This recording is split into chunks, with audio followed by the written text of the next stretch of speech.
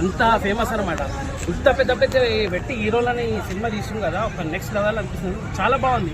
Anirudh music కానీ అసలు వింటుంటే చూస్తుంటేనే సినిమా ఎప్పుడు వస్తుంది అని ఎదురు చూడాలనిపిస్తుంది. అంత బాగుంది. చాలా ఎక్కువ ఫైటింగ్ సీన్స్ ఉన్నట్టున్నాయి. ఫుల్ యాక్షన్ మూవీ అన్న.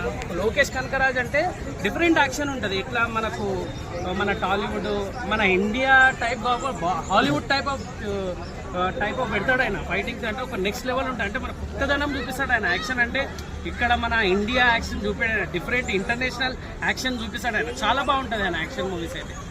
మీకు అంటే మొత్తం ఓవరాల్ ట్రైలర్ ఎలా అనిపిస్తుంది? చాలా బాగా అనిపించింది అన్న. జస్ట్ సినిమా ఎప్పుడు రిలీజ్ అవుతుందని వెయిటింగ్ చేస్తున్నా.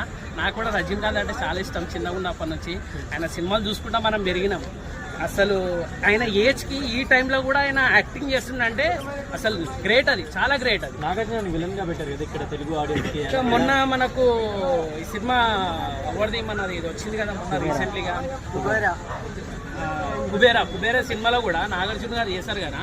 ఆయన హీరో కాకుండా సైడ్ రోల్ చేసిండు. అక్కడ ఎంత ఆయన విజయం సాధించిండో ఇందులో కూడా విలన్గా ఆయన తప్పకుండా అంత రికార్డులు అయితే పక్కా కొడతాడు. డిఫరెంట్లీగా కొడతాడు.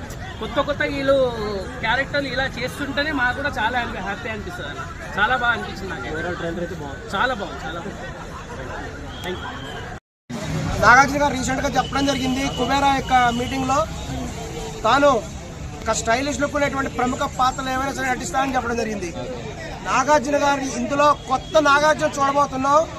కొత్త స్టైల్ ఆఫ్ నాగార్జున చూడబోతున్నాం. టోటల్ మీద కూలీ 1000 కోట్లు పక్కా.